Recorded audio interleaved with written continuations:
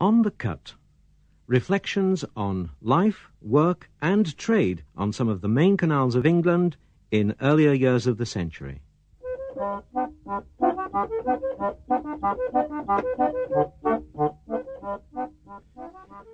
For the boatman on the move, clear runs of canal were the exception rather than the rule. To keep moving, he had to overcome shallows, bends, bridges, lift and swing bridges, a variety of locks, tunnels, stoppages, other boats, acts of God, and often the weather of industrial England.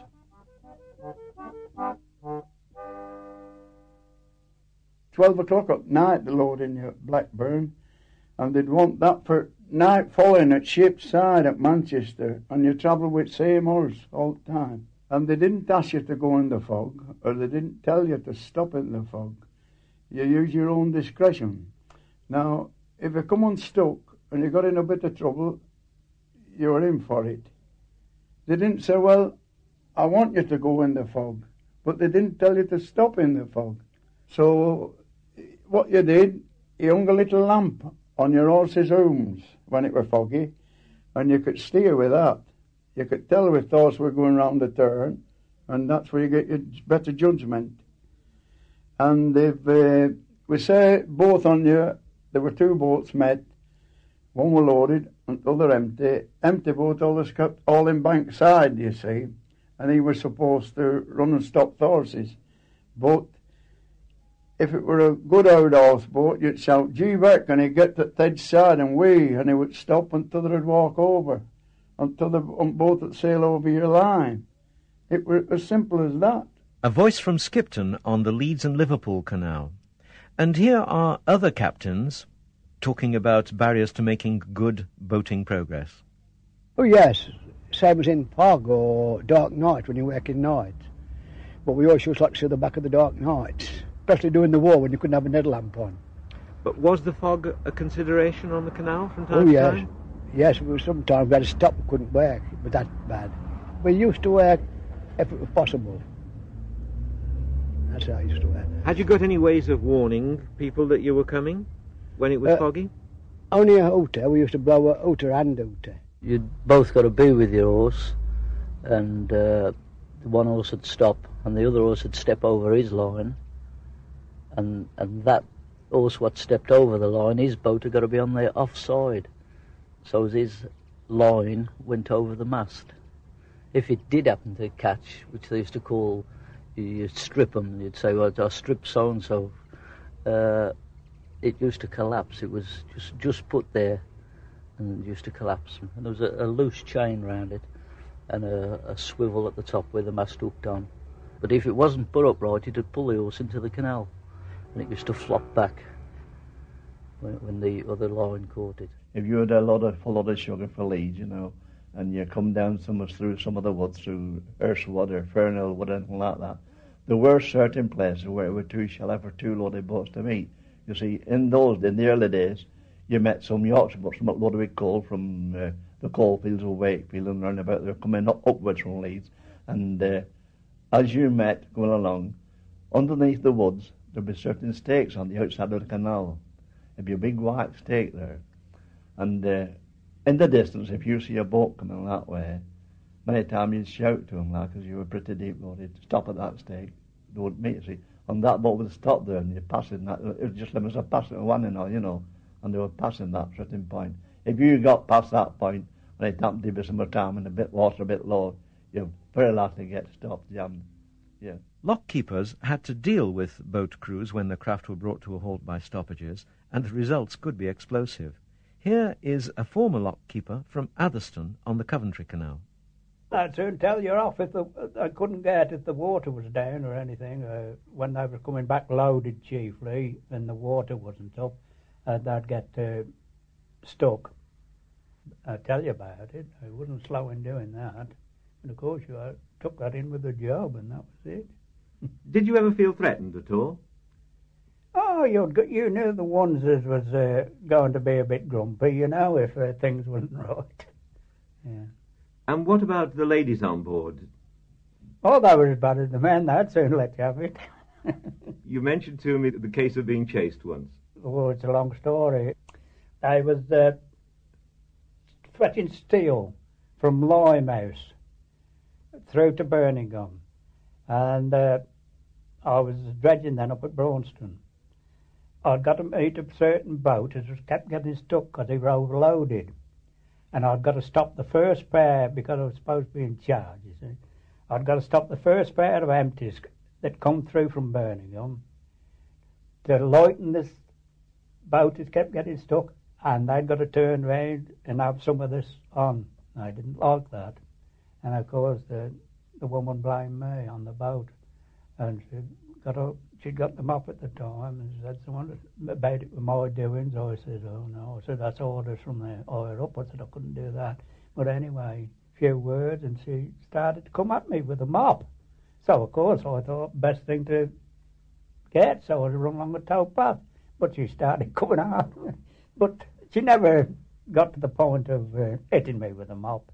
Here's another lockkeeper from the Shropshire Union Canal at Market Drayton this time, and he's recalling an occasion when he was placed on overnight duty by his superior to ensure an adequate supply of water in the morning. His duty was to run in extra water during the hours of darkness.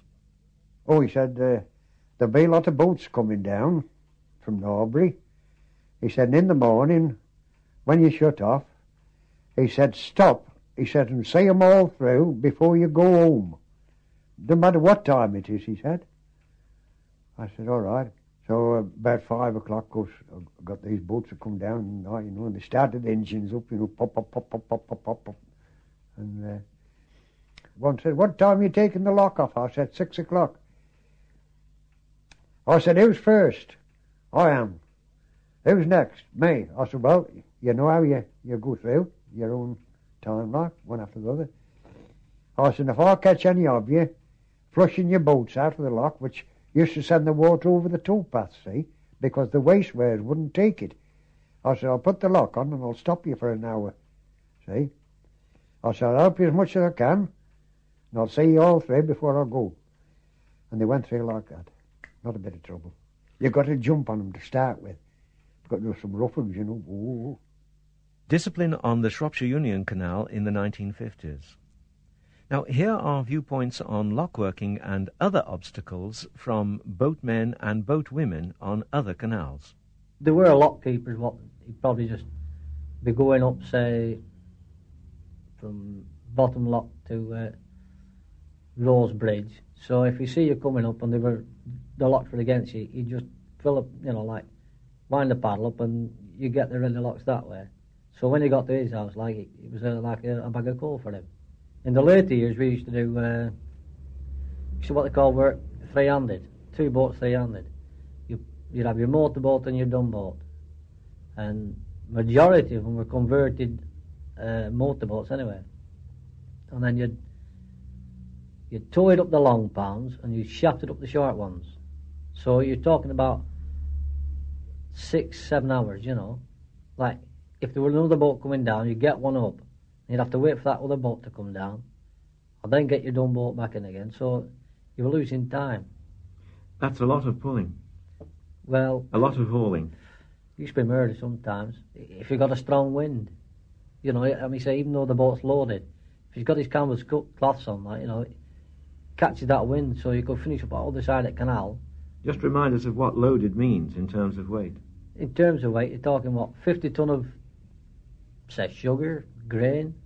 Yes, it's floating weight, but just the same, getting it moving is hard. You've still got the weight of the craft, which on average, was about 20 ton. So you're talking about 70, 80 ton.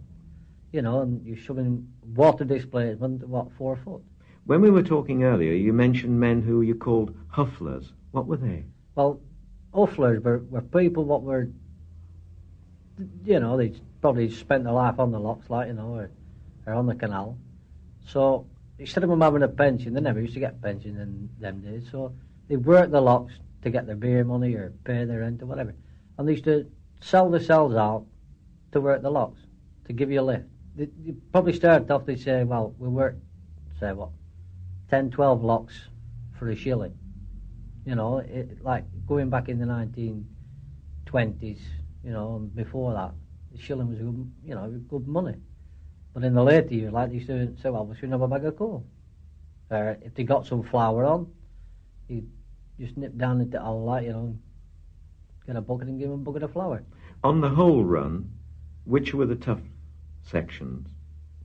It's funny enough, but the locks weren't as awkward as they sound like, but the worst was the swing bridges, because you could get two short ones together, and if you were taking the main road, you used to have to stop the traffic, and you'd be getting off, say, half a mile in front of the boat, and you get one bridge off, and you'd hear a guy in a car shouting, "I'm late for work," and this and that, and then you get that one through, and then you come. They started these new steel ones, and only being a little fella like it, I used to break my back trying to get them off.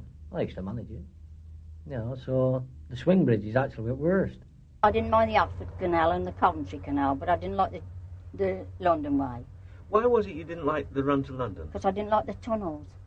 I was always afraid to go in them tunnels, afraid we was going to get sunk in them tunnels, because them grand unions used to come and some of them started jumping off at one end of the tunnel and letting them come through on their own. You didn't know where they were going to run into you then, did you? Did you ever have any bad experience in the tunnel at all? No, because I didn't go through the tunnel only 1 or 2 times, but I didn't like them. It was the fear of meeting something? That's it. And being so dark under there and all, and the water all used to drop down, when you went underneath these tunnels. It was terrible under there. Did other women feel that way about it? Oh, I think they liked it. They didn't mind it, because, some of them people that went up London way, they was always up there, you see, and I didn't take any notice. But, you see, I weren't born and bred up that way, you see, and that's why I didn't like it. See, this was my way, Oxford way. But this is a heavy canal, heavy gates. Yeah, I know it is, but I'd rather have it than that other way. I didn't like the junction at all. There's a tunnel half a mile long at Burnley, and there's one 4-rig, that's a mile. And it has 3 air holes in that. And when we were legging, it used to take us 2 hours and a half. Did you have to leg in your time? Oh, in my time, yes. Well, they used to do it a purpose. There used to be a tug, and it had 2 rudders on, and it had a marine boiler in to burn its own smoke, so you couldn't get suffocated pulling you through while you took the horse over. But we used to dodge it. You used to get 5 shilling. That were half a crown each. That's saving on tug, do you see? That were a beer money them days, and the jollification. Half a crown were half a crown then, and you could enjoy yourself, couldn't you? I was only 12, and me and my dad used to push 68 ton or something like that through the tunnels. From here, Saddington, Husbands, Bosworth, Crick. It would be very difficult for a lad to do the legging. Well, one of my dad's legs was worth 6 of mine, and all he used to say, "Push, Jack, you bugger, push." It was all right. That's 1 foot over the other, all the while like that, all the way through. And where did you settle yourself on the boat to do that work? You used to have wing boards over the side. Some people used to think you'd done it off the roof, but you didn't. You done it off the side. You had the wing boards. They were the same shape as a man's head and shoulders. Your behind used to go on the head, and you used to hang hold tight to the shoulders like that to keep the weight onto the wall. You've done a mile now, you're doing well. It was about 68 ton. It sounds like a recipe for disaster, really, because all of that you would be doing in the dark, no glimmer of light at all. All we had was my mother's washing tray with sand stuck in it and candles stuck in. We used to get tallow candles and stick them in and light them, about 3 candles in a tray. That used to be on again the stem so we could see where we was. And that made you lay your head over sometimes to go see how far the other end was. Leggers, if you had a legger, you paid 1 and 6 for him leg through with me dad. And then when he gets to the other end of the tunnel in Shatley end, he give him a tot of tea, a round of bread and cheese, and 1 and 6. Then he got walked back, man and 3/4 to the other end again. Then get another boat. And who were these leggers? They was old men and never had no proper work or nothing, They wasn't married men, they was only old men. But they used to be up since that up there for them living, you see. I think you only paid about £1 shilling a week. Below plant lockers, we got it that next lot. There was a lot upstairs, and they lived in them. How many would there be living there in those huts, do you know? 5. So if there was a run of boats, you could find yourself without a legger? Oh, yes, you hadn't got enough leggers, you see. But they did it for a long many years, and then you see, they stopped the old tulling. Well, we didn't stop it straight away. We started coming through it down this way, and they put weights on us below the boats. Then it got us, they couldn't get through at all. So we had a tug then, and that tug place made at the other end. We had to wait turns then, you see. I always used to think about engines breaking down in tunnels, things like that. That was, I suppose, just my particular worry. I remember one time at Blisworth, even on the Grand Union, that my engine wasn't up to what I thought it was, and I stopped and had a fit. And the main thing was, I think I'd have carried on anywhere else, but the main thing was I'd got to go in the tunnel. And of course, when you got children, and you know, I mean, no matter how long you go through tunnels and things like that, you know, you can panic a bit about tunnels. It's always there. I've never been sort of worried particularly, as long as everything was all right and things were fine. I don't mind tunnels at all, providing things are. But when you get something like Aircastle, it is. And you see, you can get fast in Aircastle. You could get fast if the water was low. You see, and you could get fast in the roof if it was too high. You see, and you know, that particular old tunnel plan that we talked about could be up and down with storms and things in no time at all, weekends and things like that. On canals, obstacles were all part of the day's work. In the 19th century, canal engineers made strenuous efforts to solve problems by building high aqueducts and embankments to avoid locks and tunnels. Many of their solutions can still be seen today, and they're spectacular. A few were mechanical, like the Anderton boat lift in Cheshire, which is currently in danger of becoming a museum piece. In Leicestershire, at the turn of the century, there was the Great Inclined Plane at Foxton, which replaced 10 locks with 2 balanced tanks of water moving up and down a slope on rails. In Foxton village, I met a man who recalled that inclined plane and gave it the old boatman's name. The lifts. The new lifts. This consisted of 2 tanks and the engine that drove them. Was it much of a slope that the 2 tanks had to go up and down? I mean, one from the bottom, one at the top there. 75 feet, isn't it? And quite a long run, I should imagine. No, it isn't so long, no. The whole length, taking the measurement from the bottom, parallel, it wouldn't be about 50 yards. But of course, going uphill, it would be, 75 perhaps. What kind of an engine was it that was in the engine house at the top? Quite a small steam one. The balance of the 2 tanks, one going up, one coming down, that helped one another. What would happen to horses? There was a path for them to travel on, from the bottom up to the top of the canal. Well, it's all grown up now, but it was quite a plain, open path at one time.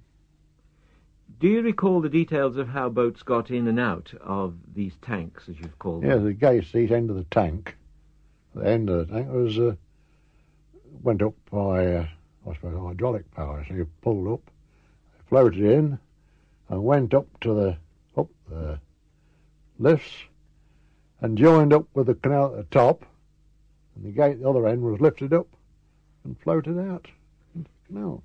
As you grew older, I suppose you were there, really, when they fell into disuse. Yes, I finished 1911, wasn't it? When they finished using the lifts, I went back to the old locks. And the old locks, as you called them, were something that were very much part of your family's life? Yes. Your dad was directly involved there? Late 20s to late 40s, he was a lock keeper. About 18 years, I think it was. That is a most unusual flight of locks anyway, isn't it? 10 locks and the meeting pond, which served the same purpose as a lock, but they could, boats could pass there. But not at any other point? No. Isn't the arrangement of those locks one which would be called a staircase, because one lock leads directly to the next? Yes. The other been referred to as a staircase, yes. And the plane itself just became a derelict. What happened to it? Yes. Well, that was all cut up for scrap. and taken away. That would be in late 20s, I think. It was in the late 20s, yes. What was the reason for abandoning the lift? Too expensive to run, I think. It required 3 men to operate the lifts, new lifts. It wasn't so much the size of the engine or anything like that. No. But whereas 1 man can work the locks. What were the functions of the 3 men who had to work there? The stoker, the engine man, and his assistant, the engineer's assistant. I suppose a certain amount of signalling would be involved. Yes. It was done by like a ship's telegraph sort of way. Bottom of the lift, they used to telegraph up to the engine room. Did you ever, as a youngster, go up or down with a boat? No. I don't remember doing that anyway. And you might well think it impossible to meet anyone today who had used those lifts more than 70 years ago. But at a nearby village in Leicestershire, I met such a person. Her father had been a lock keeper, and the family was moving to another lock house by boat. In between the 2 stops lay a tunnel and the famous Foxton lifts and a memorable journey. We got to that stage when it was the day we were going to move. We were all excited. The night before, we slept on the floor because just... You were all packed up? All packed up, and most of the things had gone down in the carrier's cart that they used to have for moving things those days.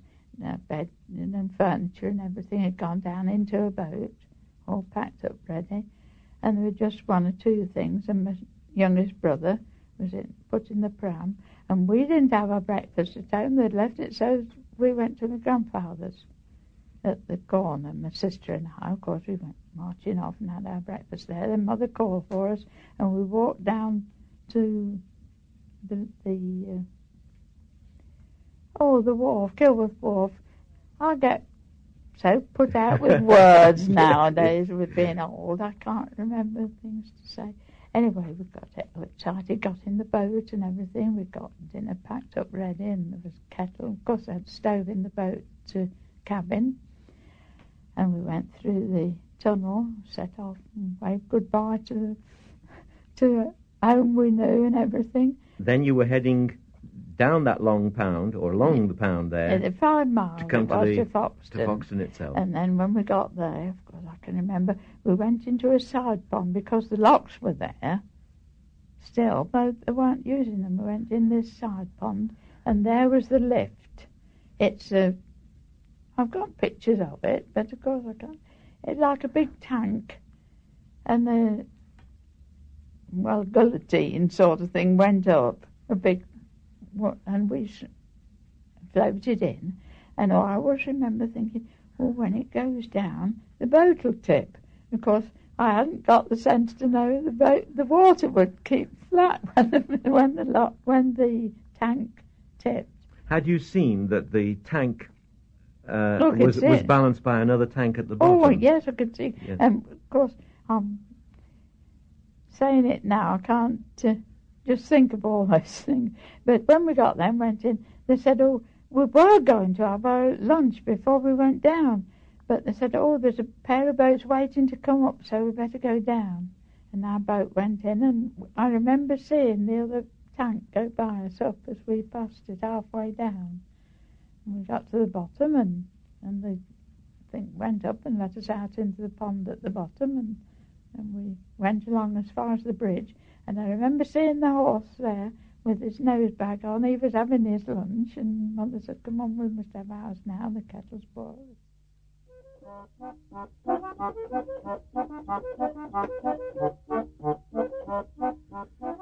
Taking part in today's edition of On the Cut were Joe Bridge, Jack Meredith, George Chadwick, Tom Ormond, Walter Green, Bernard Talbot, Brian Robinson, Elizabeth Hone, Jack Monk, Annie Brooks, George Curran and Daisy Dainty. The next edition is called A Tough Life, and I suppose from one point of view it could be described quite fairly as a chapter of accidents.